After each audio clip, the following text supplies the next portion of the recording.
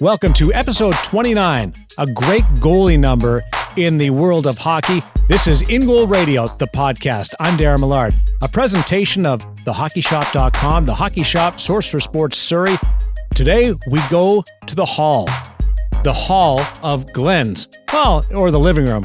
I'm not exactly sure where in the house or on the farm, but we visit with Hall of Famer Glenn Hall, Mr. Goalie. If you can follow all that, because I'm very excited to chat with David Hutchison, who got to spend an afternoon with one of the greatest goaltenders of all time. It's a very special episode of InGoal Radio, the podcast. David Hutchison joins us from sunny Kelowna, where he's been hanging out with the Net 360 gang, spelling off our own Kevin Woodley, who's on assignment in Tofino, riding the waves and catching a little bit of R on R. I think it's called working on your balance. That's what he's calling it. But a little time on the waves of Tofino isn't bad, eh, Hutch? It is not at all. He's developing some important skills that I'm not sure we've seen on the ice, but we'll be asking the boys afterwards if the surfing has helped Kevin. Important family time away. Saw some great photos of his entire family up on the board today. I can't say that I don't wish I was there with him today. It would be spectacular. It's the only place I've ever surfed, done it a few times out in Tofino. The drive out is spectacular. The surfing is amazing. And then the drive back is exhausting because you're drained. If you've never been to Tofino, check it out. Right now, let's set up this episode. The gear segment will deal with buckets, the CCM model this time, and we'll go through that entire lineup. Woody will make a guest appearance via satellite with that. And our feature interview deals with Glenn Hall. And if you can, just give us an idea, Hutch, how this came about and paints us a picture of what that setting was like with Glenn. Sure. I was in Edmonton for a little over 2 weeks with Eli Wilson, who we do a bit of work with, and working at a couple of his camps there. And it turns out that two of Glenn Hall's grandsons are goaltenders and have trained with Eli for many years. And one of them actually working as a demonstration goalie at the last camp we were at. And so I asked Eli if he might be able to set up this opportunity for us. And so myself and Maddie and Eli drove about 10 minutes from the camp's location in Spruce Grove out to the Hall farm. And it's, down a nondescript country road. You just sort of see this entry into the farm and drive up the winding driveway, and the first thing you see as you drive onto the property would be a few of those famous red barns that Hall claimed to be painting, and explanation for why he was never able to make it to training camp. And in fact, wasn't part of the interview because the story had been told so many times, but afterwards he pointed out to me a little shed on the property. It doesn't even qualify as a barn, and he said, "See, that's the one I was really painting when I couldn't go to training camp. I never told them it was a big barn." And that's sort of the guy that he was. He's got a great sense of humor. We went into his house, sat around in the living room, the group of us just chatting goaltending, and didn't really get into the interview too formally. It was pretty obvious that Glenn was, interestingly, a little nervous about getting on and chatting goaltending, despite the many thousands of interviews he must have done. But we were sitting around the fireplace. It's possible that there were a few of Glenn's favorite beverages that we dropped off, and thanks for doing the interview with us, that we were all enjoying together. In fact, tell you another little story. As soon as I went in, I put down this case of beer that we brought in thanks, and we had some chit-chat, and then eventually Glenn just sort of looked at the case, and he said, "So guys, we all going to just sit around and look at that now?" And of course, hoping that somebody would take the plunge. And so it was really just a relaxing chit chat. And I wish that I'd had the opportunity to just leave the microphone on him for the entire day, because he's a genuine person, a really funny person, self-deprecating. And most of the good stories came out just spontaneously, not really during the interview itself. We got the opportunity to go down in his basement with him and look around at a little bit of the memorabilia. Turns out that he's given most of his memorabilia to his children already. I guess he wanted to be able to enjoy seeing them enjoy it, but he did keep a few pieces in the basement, some sticks, some old shoulder pads that Maddie got to try on, an old glove, and in fact, a couple of pay stubs from his days with the Chicago Blackhawks as well. So fun just to feel like you were genuinely part of the family for 3 or 4 hours, and then engage in some great goaltending chat. What was your biggest surprise? Not necessarily information-wise, but what you took from it. But I'll tell you this, from listening to it, he's funny. He's a very funny guy. And that was just a tiny, tiny piece of what you got.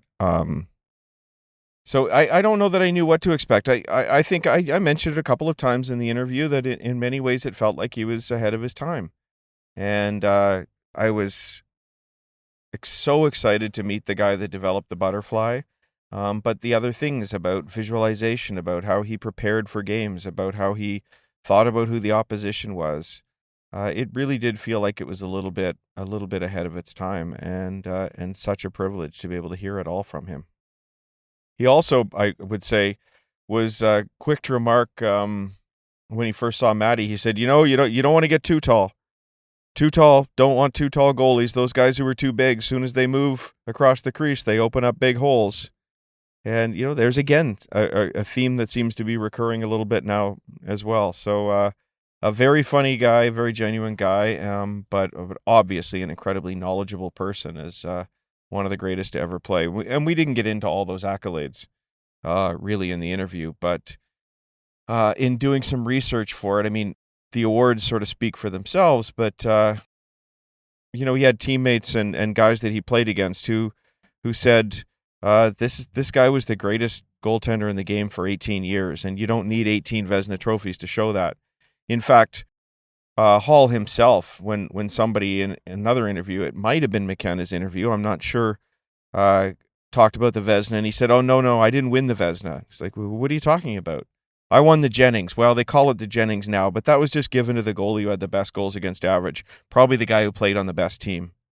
And then later on, in his kitchen, I said, everybody speaks about the 502, but you've got another record that might never be beaten, and that's the .924 save percentage in NHL All-Star games, which to me is remarkable given that we know what All-Star games are like, although admittedly it was different in his day.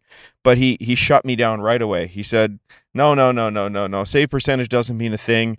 I've sat in the press box while guys are putting down the shots, and they're not even close, so I won't even look at a record that involves save percentage. So self-deprecating, realistic guy as well. Just a fascinating person to spend some time with. And now you can always say that you were in Glenn Hall's kitchen, which was very tough to do when he played. Yes. You want to set it up?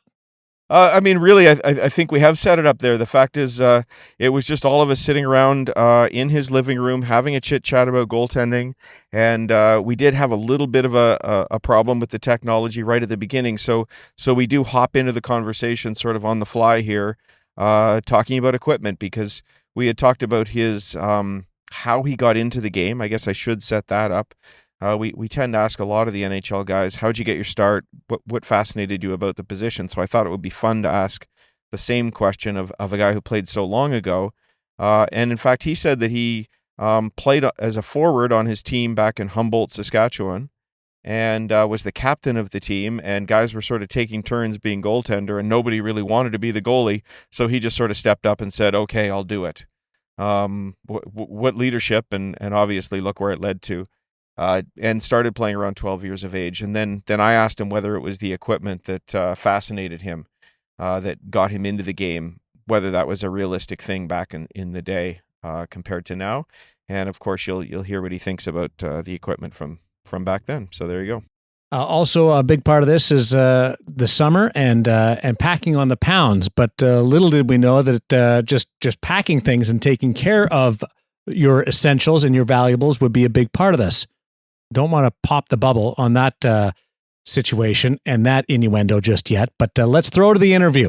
Glenn Hall in conversation with David Hutchison on InGoal Radio, the podcast presented by thehockeyshop.com, source for sports Surrey. Did you enjoy the position for the gear in the same way that goaltenders do today, or was it just there? Well, you certainly wouldn't enjoy the equipment we used. Nobody could enjoy that. And and I think I mentioned that the salesman for the equipment, they knew nothing about good equipment yet, or bad equipment, or where you needed protection. And I keep talking about like, I keep saying, well, a monkey stands like this. He stands like that, where a goalkeeper stands like that. And that's the only difference between a goalkeeper and a monkey. But we used to put the cotton batting on our arms here, right? But it get all welded down and everything else. But when they come up with these wrapping bubbles, that was perfect, because Bubble you wrap? would put the bubble wrap. It was perfect, and you could use that in there, and it gave the defenseman something to do in between periods. Pick up your bubble wrap? Oh no, just pressing the bubbles. Yeah. So yeah, Just making emotion so here. it's Bursting. That's it's incredible. worked out. Did you, in talking with, I assume it was Pop Skineski, who was the leading equipment company at the time for pads anyway. Did you ever suggest some modifications to help with the butterfly? Because the pads have changed so much for that reason now. No. He made certainly by far the best equipment it was, and I had enough trouble that he wouldn't make them too long, Yeah. because he wanted to make them. He would measure your height, and then he'd make them. And I didn't want them as long as he wanted them, but You bring it up. I think that's one of the most amazing things. You're known as the guy who invented the butterfly and brought it into the NHL. Where did that come from? common sense. Yeah. Like we were told how to play by. It was generally the general manager who had never played goal. He told us how we should play goal. We should stand up like this with our legs together, and well, you can't move to the post with your legs are together. So you got to have a little bit of, and that's what opens up the 5-hole. And it's always been there. And some of the great players, they were able to make a living just using the 5-hole to score on you. Did that come because you'd observed it anywhere else, or were you just sort of thinking to yourself, I'm going to try something different here today? No, I think it happened by accident where I got into it. Is that we used to we'd stretch to stop the puck, and we'd stop it with the skate. And I think it was a groin injury that made it difficult to do the splits and so I think necessity, like they say, is a mother of invention. Mm-hmm. And so I think just because of conditions and everything else, I learned to swing the pads. Any idea where the name butterfly came from? Was that around when you were doing it? No, I think it was a writer from New York, and I can't think of his name. And he called it the butterfly, like with the arms kind of up and the pad swung out. And I suppose that it looked a little bit at that time like a butterfly. Yeah. It's amazing because I read an article by Ken Dryden, and he talked about how the mask was the biggest change to the game because it allowed people to play down closer to the ice with some safety. But really, you made that innovation long before it was a safe move to make. Yeah, I've been hit hard 3 times, and I've had a bunch of nicks, but when we played, it was puck-related injuries that were were the worst. We had so many of the goalkeepers have problems, have eye injuries, and kept them from continuing playing. And I was lucky that way, but I certainly got hit all I wanted to be hit. Yeah. Wow. And no anesthetic when they were stitching you up. No, no, they didn't think about that. And well, we were lucky when it wasn't a game if you got cut. We had a trainer who he'd stitch better than the doctors, and because More experience. he'd pinch you a little bit. Well, I guess he did. He was stitching up quite a bit, but they'd pinch you. He'd pinch you, where the doctors would just lift you up off the table. Yeah. So, Wow. So what do you think when you watch a goaltender today play? I mean, you've got two grandsons who play goal, and they're in this incredible safe equipment. What's going through your head? It bothers me when they lay on the ice and whine. Not your grandchildren, just the other goalies. Well, I'll tell you, my grandchildren have been taught that you don't do that. If you lay on the ice, you better be hurt, because don't you lay there and whine. And we used to, the trainer here in the Tiger Gold Stick that we had in when I played here with Edmonton in the Western League, and all of us thought he was the greatest trainer ever, because if you were hurt and laying on the ice and you saw him come out with his scissors, you got up. You certainly got up in a hurry. You didn't want him to touch you. Yeah. And it was good times, good memories and everything. And yeah. And so here we are talking about injuries, and everybody brings it up, but we have to. Probably the one record that will never be broken in the NHL, the 502 consecutive games played without missing one. And I believe you take that back to junior hockey, to well over 1,000 games. Yeah, I call when I played junior, and then I played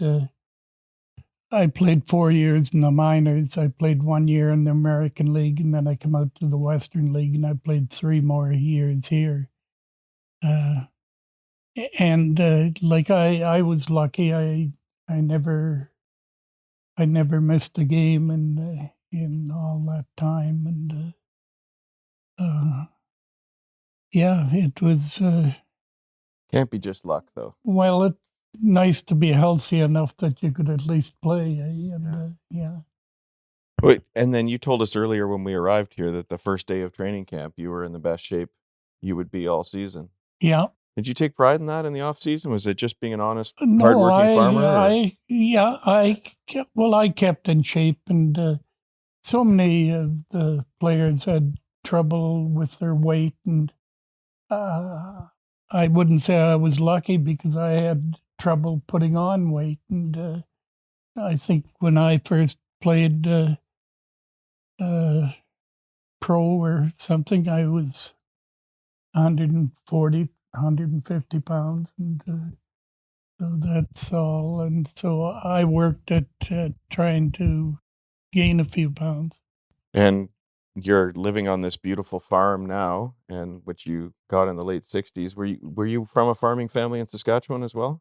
Yeah, my grandparents had a farm, and my uncle, I used to go out there regularly, and Pauline, my wife, she come from the farm, and so we always knew what we wanted to do, and we squirreled away nickels and dimes in order to buy a farm. And so was this time of year when you were playing, were you doing something intentionally to get in good shape, or was it just the work you were doing around the farm? I think it was intentionally. I used to do a little running. I remember some of the other people from around. Well, I guess we were living in Edmonton at the time, but I used to go out with them, and they'd do a little running and stuff. And so I always found it easy to run. And So I guess that was as a conditioner too. Yeah, that to me that sounds unusual. We keep hearing stories of guys showing up for training camp so they could get into shape. And were you different from the other guys in that respect then? Some of the guys had trouble with their weight all the time, but most of us come in real good shape. I remember my first year in Chicago. Nick, and I am so bad with even teammates. I forget names so rapidly. But when we had the weigh-in, I was sitting next to where they were doing. The coach was in there weighing the players in the first day, but he picked up the hammer and the saw and everything else, and he had tucked behind his back, and so the coach couldn't see it, and because he wanted to come in a little heavy. He was smarter than the rest of us. And about 3 days later, he says, one guy lost a lousy 3 pounds, and he lost that when he put the hammer down. Yeah, it was different. And you were talking earlier about some of the other goaltenders that you admired were friends of yours. Well, we've become friends. I'd say 2 of my favorites were Gump Worsley and Johnny Bauer. And they were really, really good goalkeepers. I'll tell you, when I played goal, I always felt I have to play better than the guy at the other end. And they made it difficult in order to do that. They made it very difficult to do it. So you raised each other's games that way? I think we did, yeah. And then at a time when there was no goalie coaching, were you learning through observation? I think so, yeah. I was lucky. I played, I think the goalkeeper who put certainly the 4 best years ever was Sawchuk, his first 4 years in Detroit. And I was lucky. I was playing in Windsor, and I come up in the Windsor playoffs. Spitfires in junior, right? Yeah. And then in Indianapolis, I come up in the playoffs. And then, so I come up and I saw in the playoffs, I saw him play. And I don't know if I learned anything from him, but just the concentration it was. I always played in a low crouch. And Sawchuk played in quite a low crouch too. I don't know. I remember in junior being told that you couldn't play in that, and I said, Sawchuk is playing it, and he's the best goalkeeper in the league right now, and he was, and but I always played in a deep crouch. How did you become friends with these guys when it was one goaltender per team? When did you get opportunities to interact with them? Well, I don't think that it didn't take much time for 2 goalkeepers to get to like each other. And so... we call it the goalie union now. Well, yeah, I guess it is. And it was a time when if you'd meet at the station, you would always get together and just say hello and talk a little bit. But no, we didn't. It doesn't take a lot of time to make friends. Who are some of the great characters in the game that you played with? Bob Plager, one of the real funny guys, and Ed Litzenberger was a kind of a character too, and they were more characters with the stories they had, because they always believed if you got a good story, you could improve on it. And they really worked at improving a good story, and they would do a good job. We might be sitting here enjoying a beverage, and I don't want you to feel like your throat is getting dry just because of this conversation. Oh, you should have been a doctor. In many ways, it seemed to me like you were so far ahead of your time, and I don't just mean the butterfly. Technically, that was interesting. But I heard you say that pressure is the greatest asset in the world. Yeah, it is. It pushes you to another notch, and I used to put pressure on myself to beat hell. I'd even to the point of I don't know if I actually threw up. I gagged more than I did.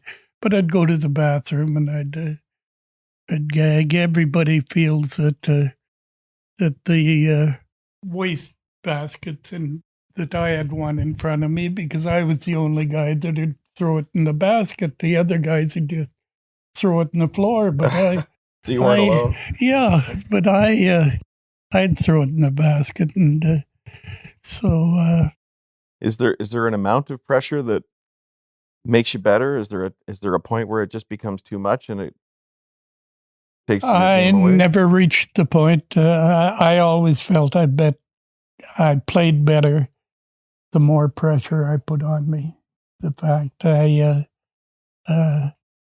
because it's easy to say that, it's this is too hard on me, and I think it was hard on me. I think that's why I basically, when I retired, I was still offered a contract when I retired, and even though I was old at that time, because I was over 40, I think, and at that time they felt that you were heading downhill. I don't think I was, but I was ready to quit.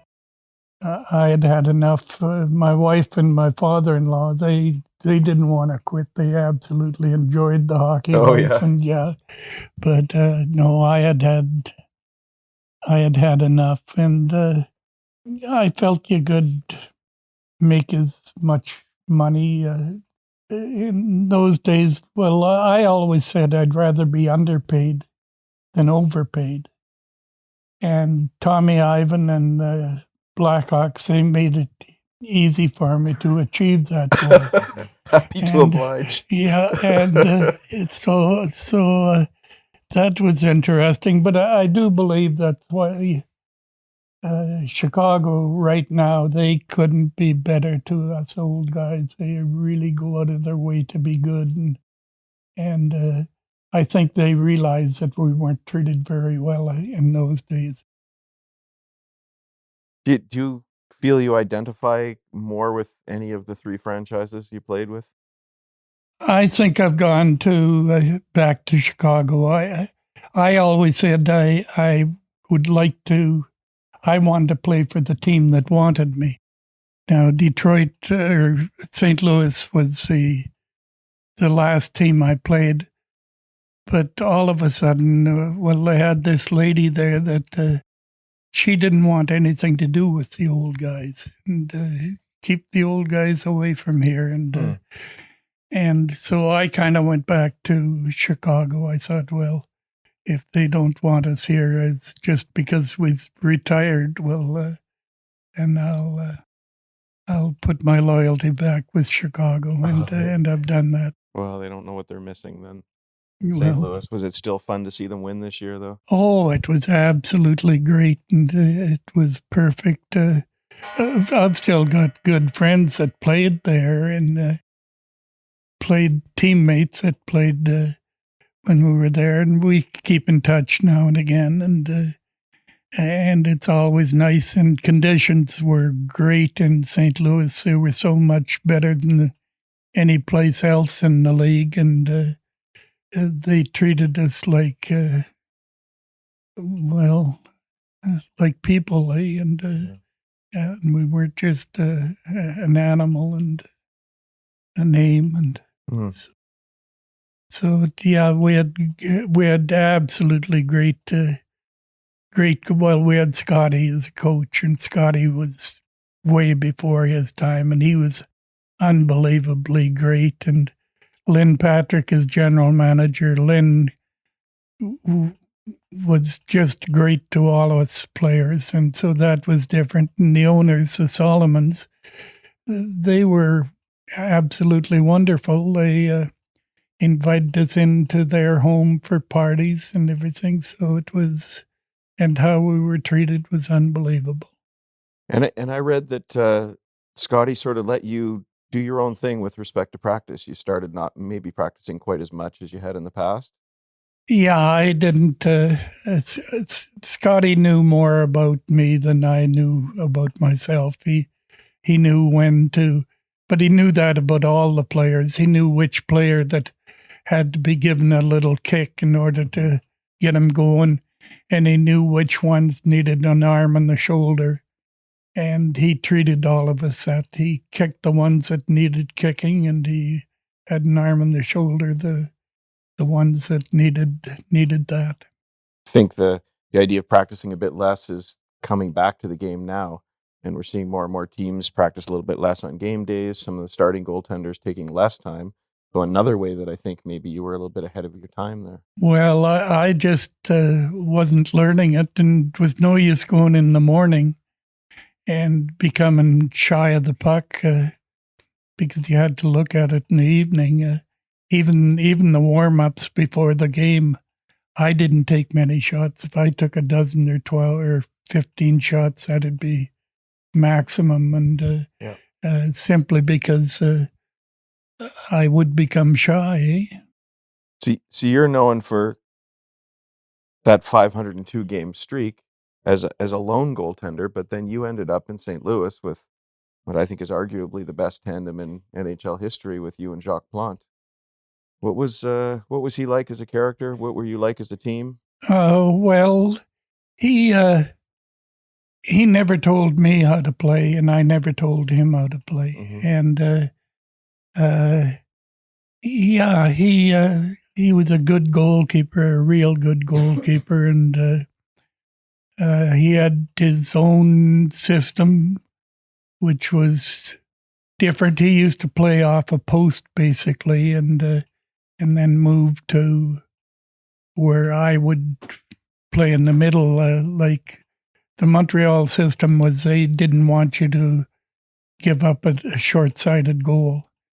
And I said, well, if you stop them all there, nobody's going to shoot there anymore.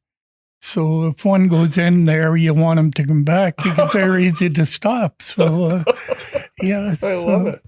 Yeah, no, it was different. And but so many different things that about playing goal, like I suppose that I watch the tennis players, and I remember asking somebody why the guy taking the serve, and he's moving like this, and said, well, you move the opposite direction before you move the way that you want to move.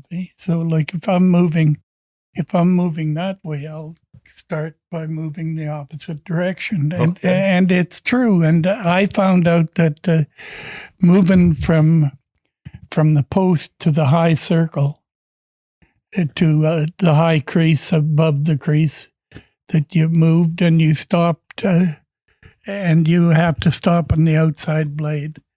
And but then you do a little dance there. Well, that little dance gave you going in both directions so that you could come back to either post. And so it become, I like that moving. Prior to that, we had been told that you move parallel to the crease, and but I had players who were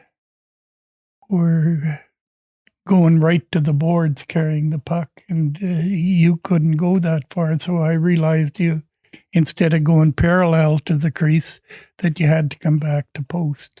Right. And so I started to go from post to high point, then back to either post. I could come back to either post, and I liked that. I could move real easy that way. And when you were on the post, I understand you had your skate on the outside of the post. I did, yeah. Another thing that is starting to come back a little bit now. Oh, is it really? Yeah, maybe not the same situations, but yeah, we are starting to see but some the wraparound that and on the outside, like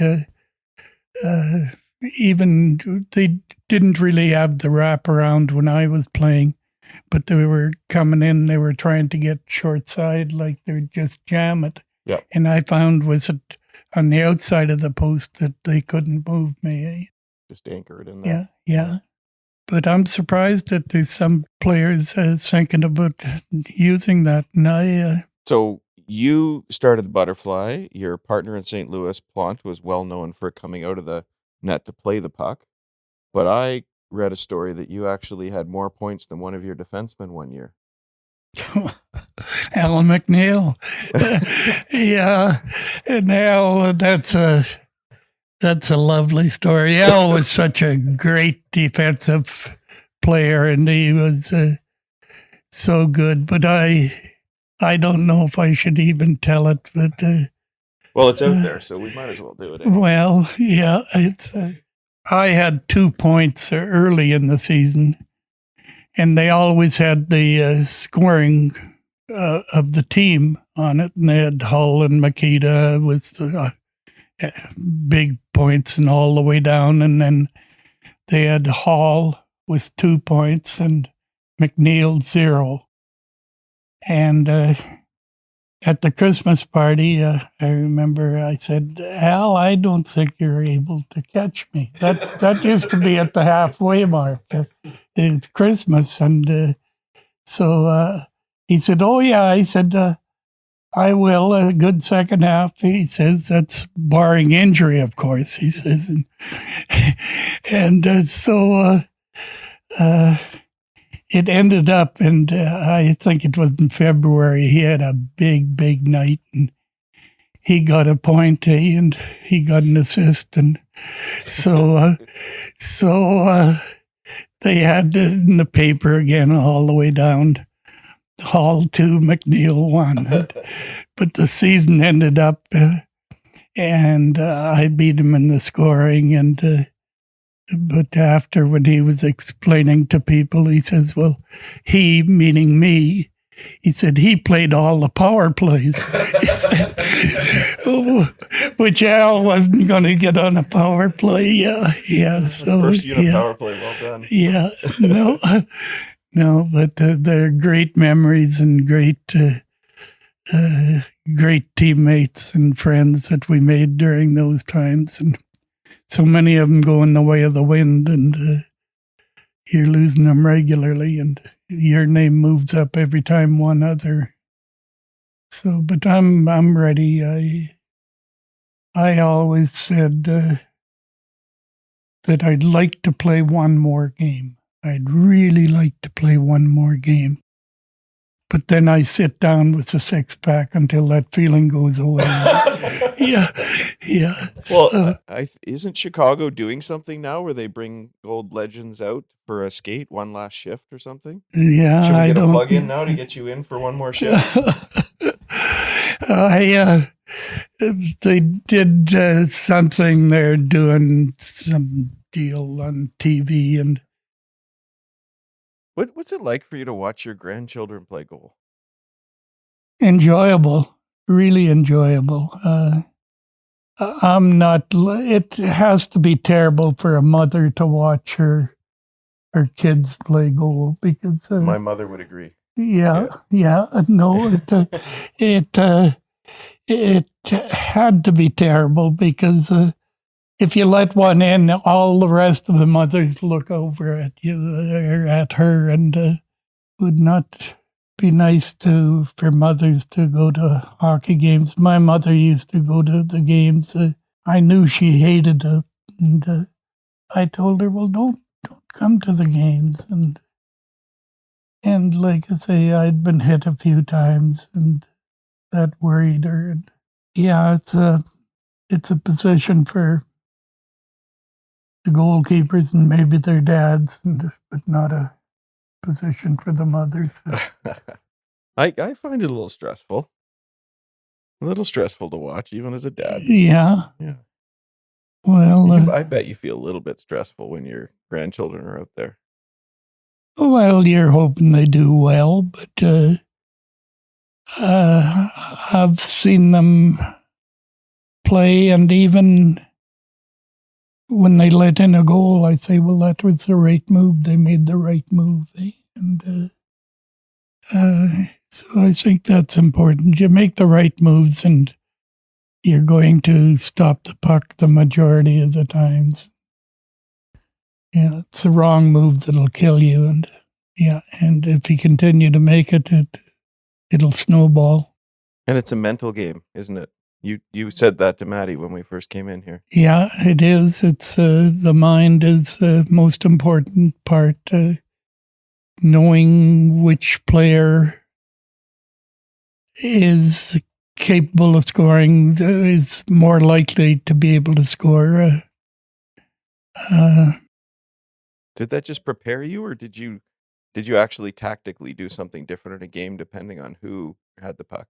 Oh, certainly you would, and even if the guy that was, you knew exactly where he was at all times. You knew exactly where he was, and if he would enter into an offensive position, or Who were some of those guys for you?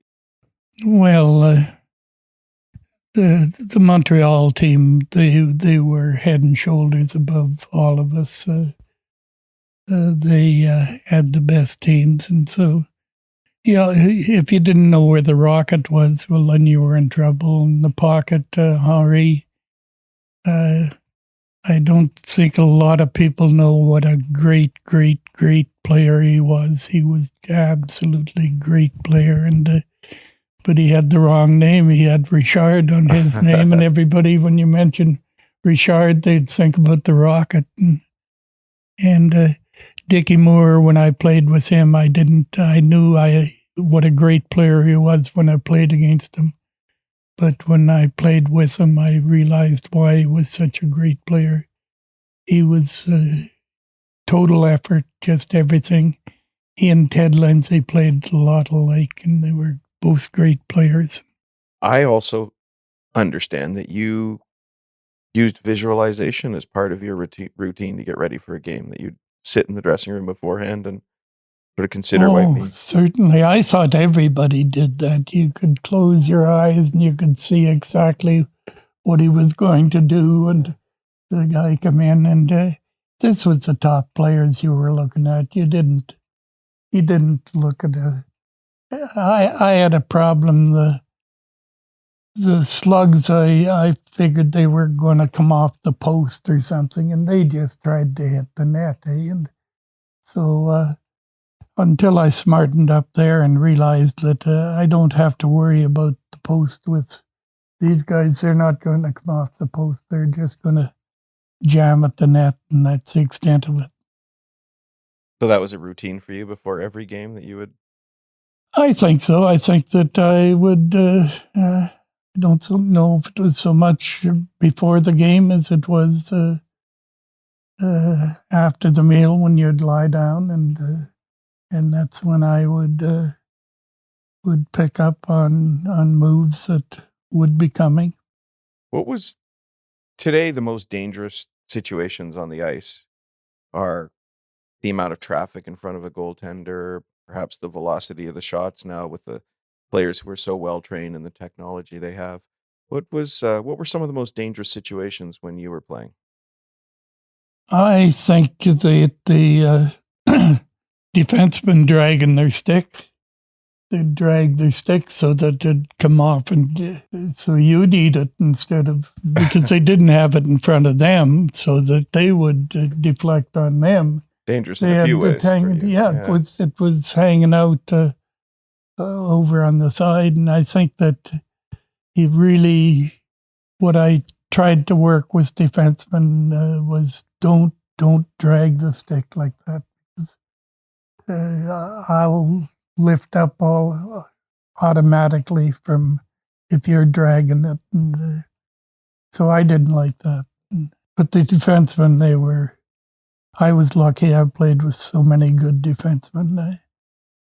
I played with some that I couldn't follow very good, but did you communicate a lot on the ice with them? You did a little bit vocal, but I think the vocal was when it was in between whistles or something. How you'd communicate by a stick and just a nod and everything, and we understood each other like you've got him, I'll take him. And yeah. Well, thank you so much for taking some time. It's such an incredible privilege to sit in the living room of the man they call Mr. Goalie and sharing a beverage with him. Well, I thank you. And Before we sign off on the formalities of the interview, I don't know if you remember back in the day, goaltenders would sit on the bench if they were a backup, and you don't even know what being a backup is really from your career. But the backups would wear a towel around their neck to stay warm. yeah. And in an interview with Mike McKenna, the guy you did that other podcast with, Darren Millard from our group said, "Hey, Mike, we need to bring back the backup towel." Just a little bit of fun reminiscing. And well, Mike, sure enough, in an NHL game, did the very same thing. Yeah. And we've had a few of Eli's students do it in the Western Hockey League, Joel Hofer being one of them. And it sort of became a bit of a movement amongst the goalie union. So we produced some backup towels for our publication, InGoal Magazine. And I've often said that they're not just backup towels, they're starter towels. Because I've seen the starters come on to receive the first star award after a game with a towel around the neck. So if I may, I'd just like to present you here with one of the first InGoal backup towels that we're now going to call a starter towel, because it's for the man who played 502 games in a row. Well, I thank you very, very much. That is a conversation that every goaltender from the top of the mountain in the National Hockey League right now through the years, going back to Glenn Hall's own playing days, would love to listen to. And then you factor in all of us regular Joes, Joe Q public, are just fascinated by in Glenn Hall in conversation with David Hutchison. I don't know whether he's had a more casual setting for an interview than a podcast in his own house, just hanging out, having a pop and talking about the game. I just feel pretty excited that I got to be the guy doing the cool interview. It's usually Woody. He was at the exact same time on the golf course with a couple of NHL goaltenders. And he said, "Isn't it kind of funny that I was showing them the photos of you and Hall together and they were jealous of you?" Pretty cool. And then I walked in with the Net 360 guys this morning and sort of same reaction from the coaches. It was hockey royalty I got to spend the afternoon with. A couple of things that jumped out at me. One, if you stop them all in a certain location, shooters will stop aiming for that position. I thought that was an interesting take on how you play the game, like short side or far side. That was hilarious as well. I mean, you immediately think of every bad RVH goal that's given up today, and maybe there's something tactical about it, so the guys will keep shooting there. Hilarious. The other one was Butterfly. He took it and made it a thing in the National Hockey League. Others, Tony Esposito, Patrick Waugh, get a lot of credit for making the Butterfly mainstream. So it's interesting how that tactic, that style of play, really didn't take off immediately. It took a long time for the Butterfly to become a must-have in your arsenal as a goaltender. Yeah, and I wonder why that is. You could imagine that if you had this lineup of old-school goaltending coaches insisting you do it my way, that people might not pick up the new tactic. But as he told us, there really wasn't any coaching then. You were just observing, trying, seeing what other guys did, maybe discussing with some other goaltenders. So I'm really surprised it didn't catch on. I mean, the skate save, with all due respect to all the guys that can do it well, is not a great technique, and it's extremely difficult. The Butterfly just made sense, as he told us, and I'm shocked that it didn't come on more. Although, if we were to sort of segue into the gear piece for today a little bit, as I did allude to in the interview, going down in the Butterfly and staying down in the Butterfly meant keeping your head below the crossbar a lot more often, and did put you into harm's way. And that was sort of the thesis of Ken Dryden in a fabulous article I read by him, saying that the mask changed the game forever and allowed goaltenders to play close to the ice. Although, interestingly, Hall also mentioned how he really liked a super low crouch as well. So technique probably related to safety just as much, and not just the helmet, but the upper body gear was horrific back then. And we got to, as I said, take a look at the shoulder pads he used, and they were little more than quilting.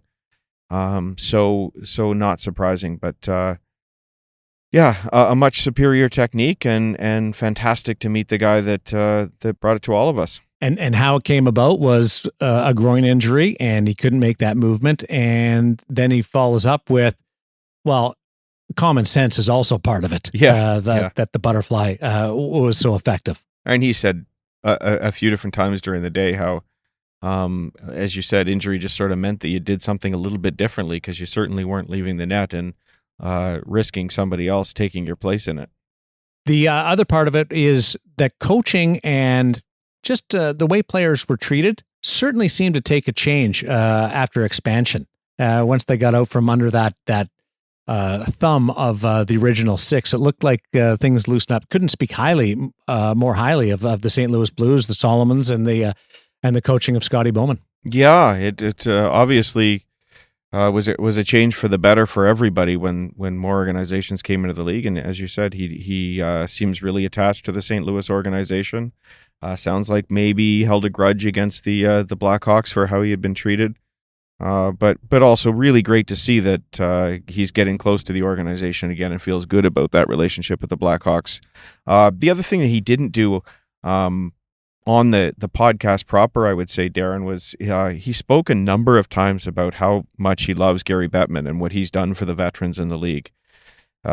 Just mentioned that he's been the best thing that's happened to them, that he's brought opportunity, presumably a little bit more financial compensation as well to the old vets of the game.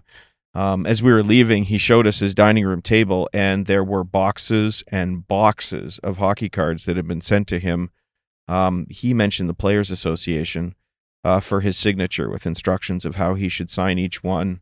I assume that there's some compensation coming for that as well, because it was hundreds and hundreds of cards he was having to sign at age 89. And the other thing I would say about that, interestingly, he showed us a little plaque that had 4 different St. Louis goaltenders over the ages on it, and he was one of them, and it had been signed by each of the goaltenders. And he said, "Now, how many of those signatures can you actually read?" And of course, the answer was 1. He takes real pride in that he signs his name in a way that everybody can read it on each and every one of those hundreds of cards he's signing. The NHL alumni has done a great job the last number of years under the direction of Glenn Healy, a goaltender that will make his way onto the InGoal Radio podcast one of these days. But they've done a wonderful job with Heels in creating different avenues to generate money and generate income for former players who certainly can use it post retirement. Let's slide over to the gear segment, and want to mention that it is the 30th anniversary celebration continues in the sale at Source for Sports Surrey, the hockey shop, thehockeyshop.com.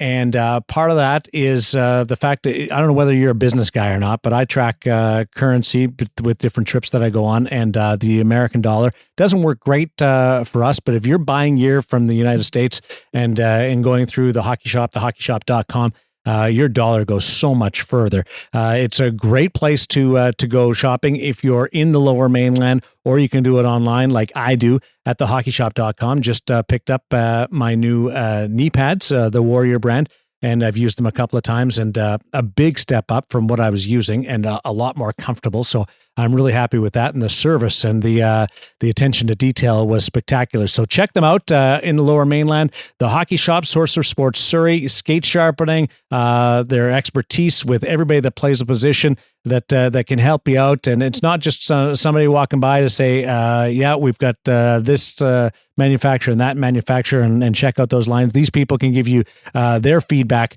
on what works for them, and in a language. And this is key, in a language that goaltenders understand, goaltender to goaltender. It's the Hockey Shop, thehockeyshop.com, Source for Sports Surrey. Check them out, our main sponsor on InGoal Radio, the podcast. And that all leads to our gear segment with Kevin Woodley with a special guest appearance from down in the basement. Woody. Welcome back to the Hockey Shop, Source for Sports, out here in beautiful Surrey, British Columbia, suburb of Vancouver. You can find them, of course, at thehockeyshop.com. We're down in what I call goalie heaven, the basement. it is technically the basement, but it's more high scale than that. It's pretty much an entire floor dedicated to goaltending, led by our man here who joins us again, Cam Matwiv, and his team of, as we've said before, all guys who play the position, know the position, have a passion for the position, and can help you play it better by giving you the equipment that best suits you. We're going to talk about masks. Speaking of best fits and best suiting you, we're going to go through the CCM line today. Last week we went through the Bauer line. Today, the CCM line. Cam, let's do what we did last week. Let's start with the base model, the one for younger kids, guys just starting out. That sort of, essential level of protection before you get up to older, bigger, stronger shooters. Let's walk us through the base model of the CCM line. So we're looking at the CCM L1.5 mask in particular. Full polycarbonate gel. Again, plastic molded mask. Entry-level foam, VN foam liner, fairly basic when it comes to that. 3 options for fit. You've got your senior, junior, and then your U-size mask, rounding out kind of your options. Again, like you had mentioned, this is ideal for the senior goalie who's just like starting out ball hockey, a little bit of roller hockey, and into like very, very entry-level ice. For like junior and U-size kids, this would take you all the way up into that about Pee-wee age where it's time to start to transition out. Okay, and so there's a fit too, as much as it is an ideal mask for the youth levels, and like you said, into kind of Pee-wee range. There is also a fit size that will fit heads as big, well, maybe not as big as mine, but adult size heads. That's correct. Okay. Moving up to the next level, what's the second price point in the CCM line? So now we move up to the 1.9 mask. So this covers that mid-level, kind of does battle with Bauer's option, which was the Enemy 8 at the time, and now it's moved over to the IX in particular. Kind of equivalent levels to that point. What's you see exciting about the CCM 1.9 mask? Full fiberglass shell, their IQ cushion foam liner. Again, it's just a vibration dampening foam basically is what they're using.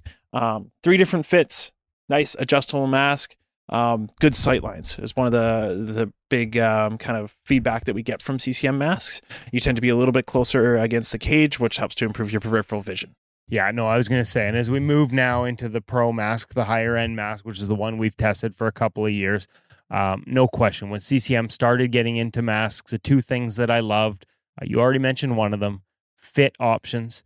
At a time, other companies have followed suit, but at a time when there weren't a ton of fit options, I love that they had sort of 3 different sizes at the pro level. But above all, the comments that came back from our testers, from NHL goalies that switched, and we saw a lot of that when this mask launched, and from our own experiences in the mask, sightlines are unparalleled, especially down, the ability to look down and sort of, like you said, you are deep in that mask. If you get especially again, you have fit options, and the fit, when it fits you right, you are sort of deeper. That's the word. You're sort of right up against it. Everything feels closer. You're not, you find you're able to sort of find pucks. You're not looking around or through bars.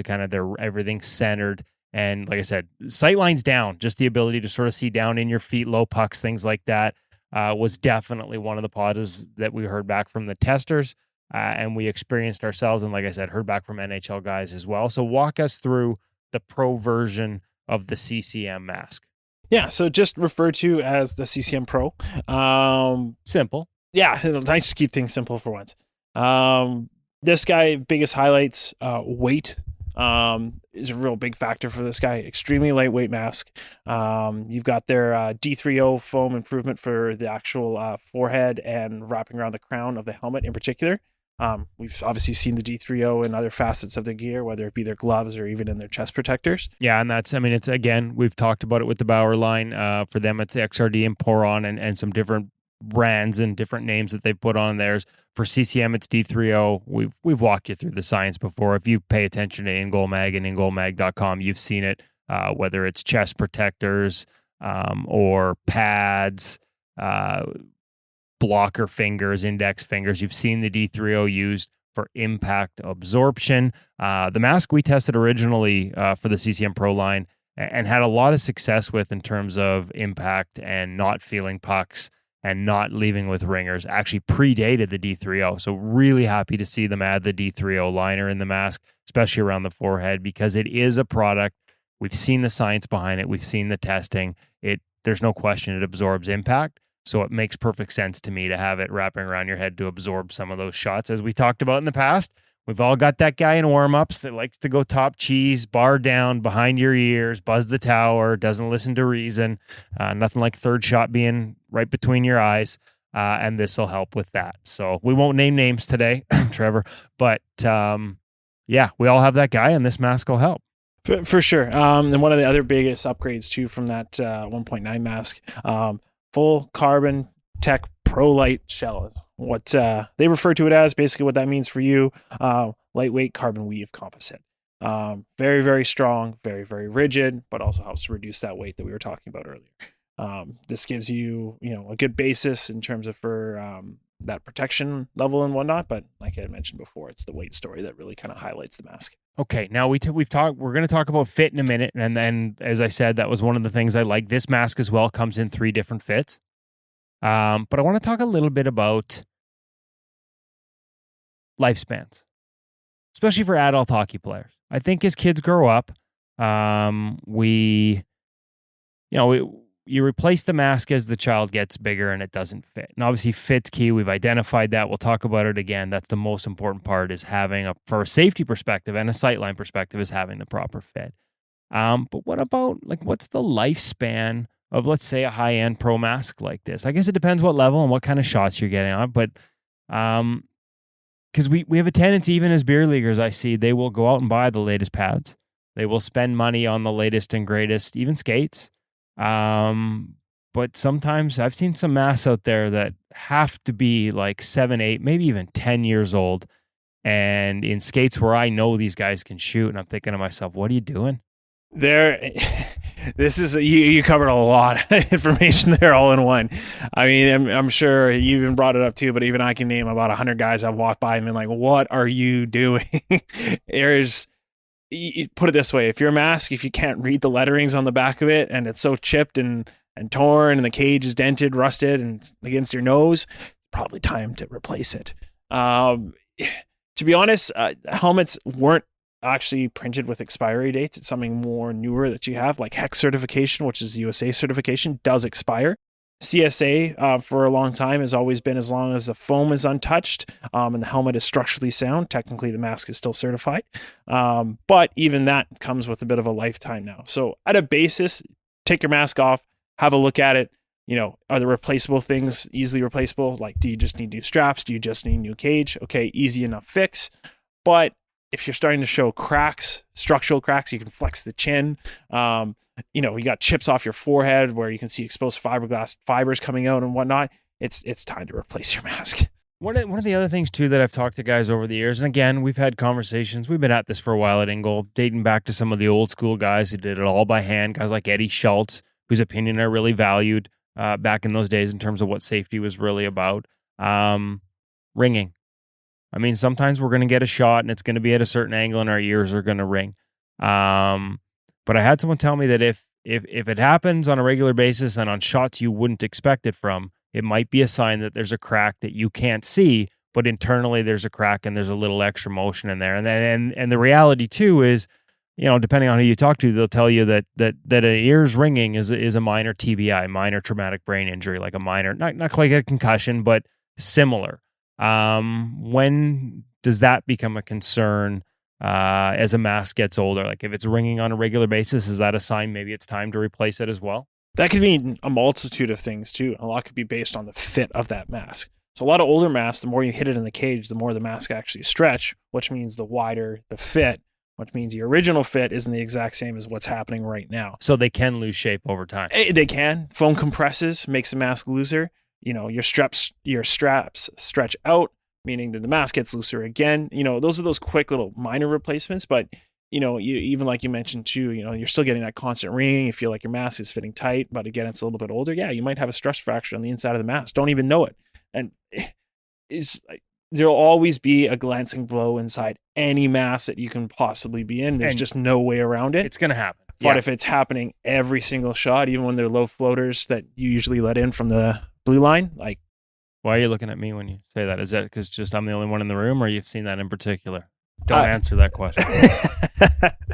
But then it's time to replace.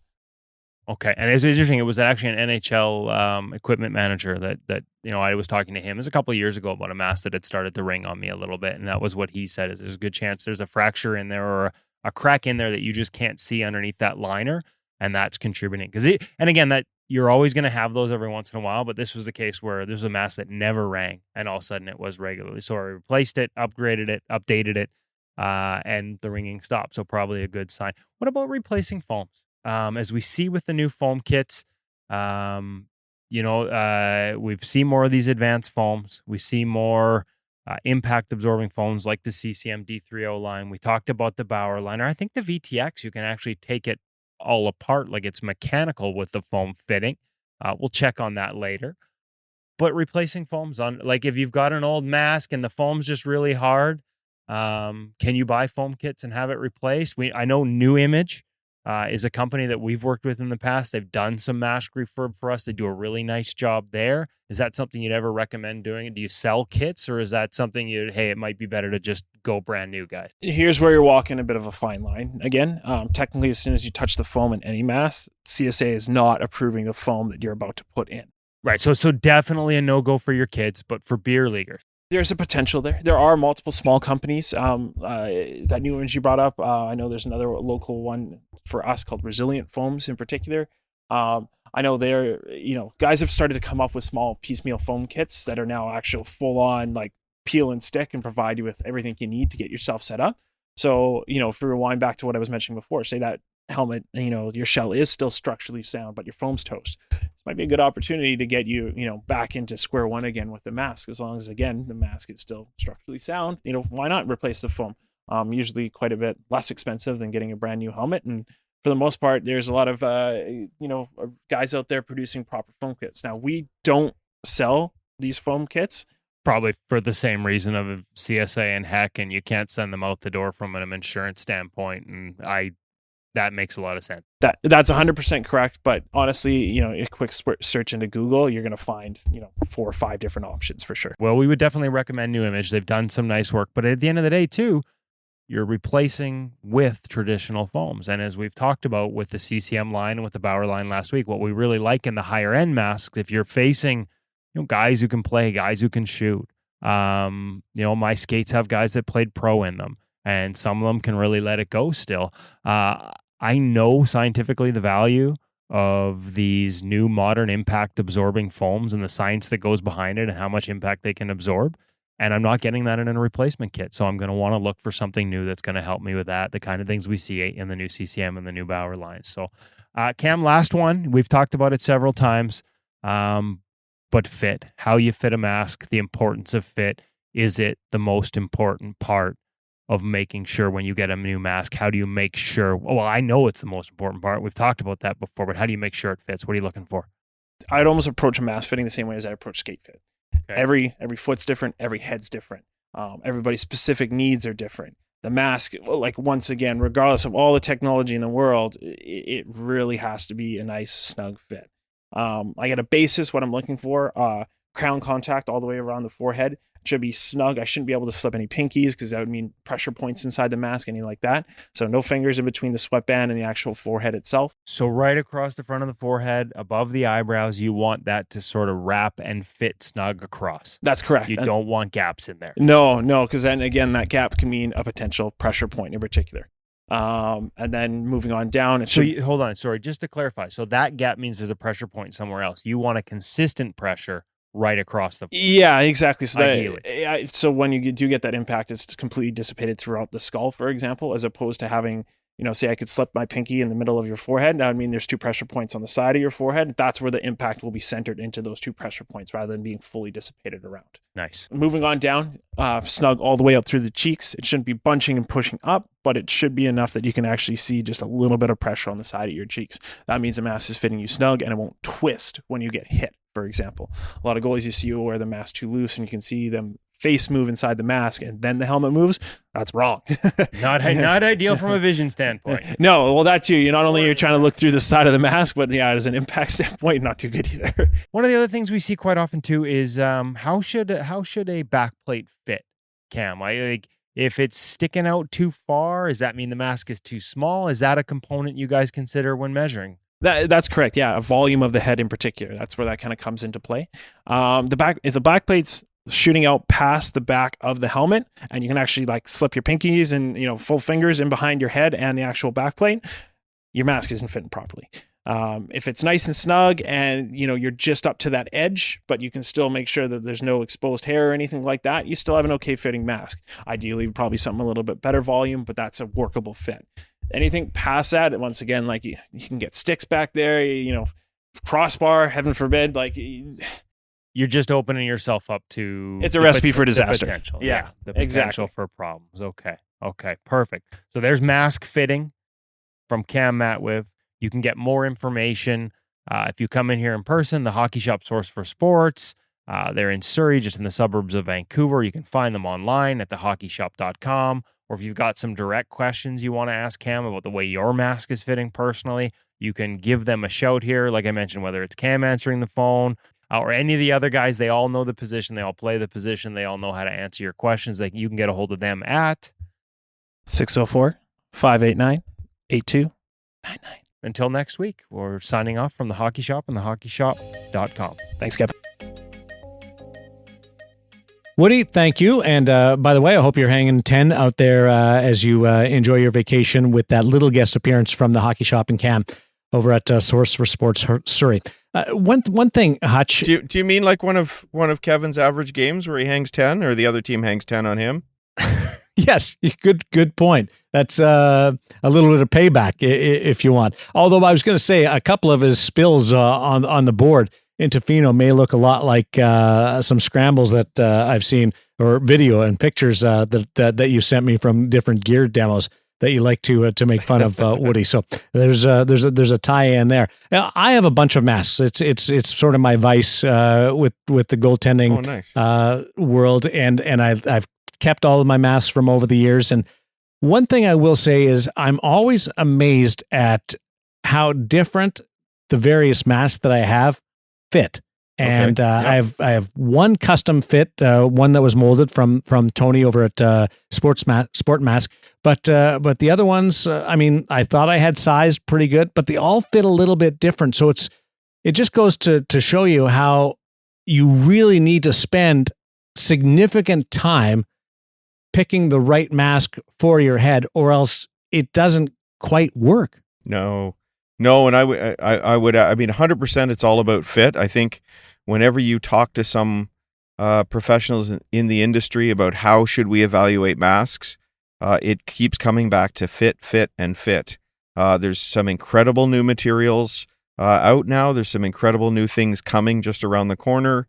And at the end of the day, fit still rules as the most important thing, as much as we really do want to investigate some of these new important concepts coming into masks, because obviously your head is the most important thing to protect. And so we're often having people ask us about reviewing a particular mask or which one should they use.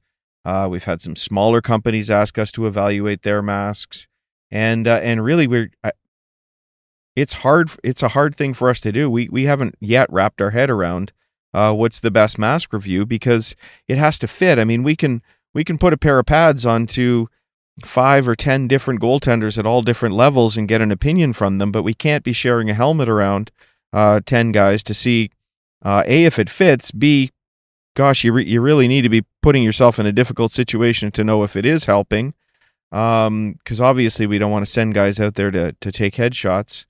And then there's other things like the shots that we're all taking in the crease now as the game gets faster and guys are crashing the crease more often. So super difficult to evaluate. It really comes down to fit. I would say to the parents out there, as you're fitting a mask, please don't choose the mask because it's the one that your son or daughter likes the shape of, the one that your son or daughter loves because a particular pro is using. Fit has to determine. The other thing I would say is I believe it's worth investing a little bit more money in a mask. There's nothing more important than your head. It's amazing to see kids out there wearing full custom gear and then maybe trying to save $300, $400, $500 on a helmet by choosing something, a lower model.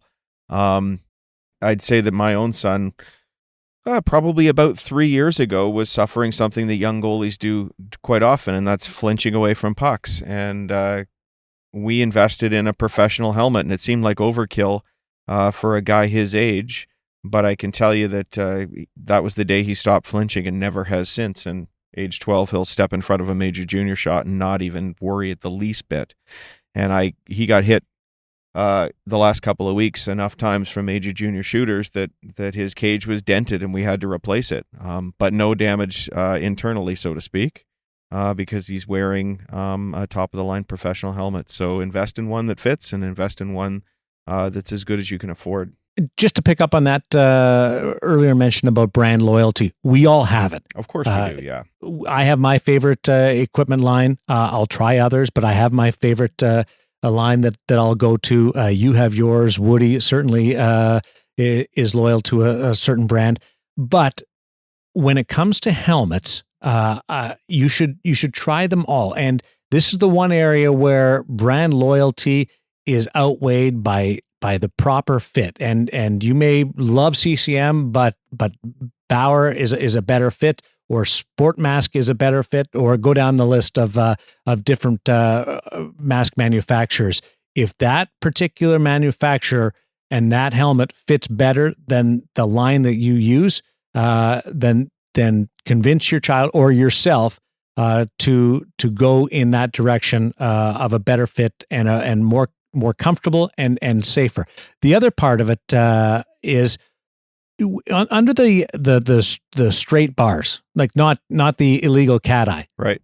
Can you tell me, because I always see pictures, which line of bars are people supposed to be looking through? It seems to vary from goaltender to goaltender and mask to mask. So can you answer me that? I can, and oh boy, I might get myself in trouble here. Kevin and a few others have reached out to me, and they think that my son's looking through the wrong bars, and I personally struggle to believe that it matters from a vision perspective, as long as you can execute the correct movements with your head so that you are looking at the puck properly. I personally don't really care which bars you're looking through, although many would argue it should be that top set of bars just below the sort of eye line of the helmet. And as much as I'm telling you it's about fit, I think the reason my son looks through the lower set of cages is because that helmet, at least in the chin area, isn't quite the right fit for him. So there you go. Maybe admitting something there. But I don't think it really compromises your vision where you're looking through. But go ahead, everybody, hit me up in the comments and tell me I'm crazy. Well, you know what? It just proves like nobody's more educated than you are. Nobody has had access to different lines of masks or helmets, and you still struggle with the proper fit and the proper setup. Now you're close. You think you've got what you like, but it's still it's that difficult. So imagine just somebody who's new to the position, or parents trying to fit their child without the education that you have and trying to go through that setup. And how about, I mean, you talk about loyalty. How about a company trying to convince somebody to come and try their brand instead of another one? I mean, for me to get my kid to change his brand, that'd be really hard now. He's been drilled so many times and come out the other side without any trouble. You just imagine, okay, I know that one is super protective. I know there's tons of research behind it. But can I make the switch? I don't know. That's a difficult one. And we're influenced by the mirror. We're influenced by our heroes as well. And the biggest example of that is, Tim Thomas couldn't have done any more as a National Hockey League goaltender, and nobody copied that setup that he wore. The mirror is the almighty influencer. His made a ton of sense, though. His made a ton of sense. Yes, you're right, but like he'd put a lot of thought into it. So why didn't anybody else pick up on that? It's because of the mirror, no doubt. Yeah, no doubt. So the only other thing I would just add to this before we finish up, reinforces why you want to go to a place like the Hockey Shop and talk to somebody like Cam, right? Because I think they've got the strength to tell you if it doesn't fit, and they've got the strength to tell you it's not the right one. If you go to the the shop around the corner where it's somebody with less experience working. They might be driven by a desire to increase sales. And if you're happy, they'll sort of make you happy by having you take whatever helmet it is that you're looking for rather than the right one. And then the second piece I would say is, despite, me saying it might be tough to switch, the one thing we do know from our experience working with these companies is that there is a ton of research going into helmets today. We've seen it firsthand at CCM, and we've spoken to our friends at Bauer, and there's a ton of research going on with these companies. So feel safer and safer every day, and I'm glad they're putting that work into it, and I think you can feel safe working with them. What a beautiful way to end things. Just some advice on the masks, and this has been fun. Sort of a tour of the house, so to speak. We were in the basement at the hockey shop and thehockeyshop.com, and then we were up in Glenn Hall's kitchen and visiting with him and enjoying a beverage. And now I'll retire over to the rec room and relax and reflect on what we went through today. That is a thrill of a lifetime, Hutch, that you got to enjoy with Glenn Hall today. It sure was. Glenn Hall, one of the best to ever play the game. What a privilege to have him join us. Hope you enjoyed it. InGoal Radio, the podcast with Mr. Goalie, Glenn Hall, for David Hutchison and Kevin Woodley. I'm Darren Millard. Hope you enjoyed it. This has been a presentation of InGoal Radio, the podcast supported by The Hockey Shop, source for sports Surrey, thehockeyshop.com.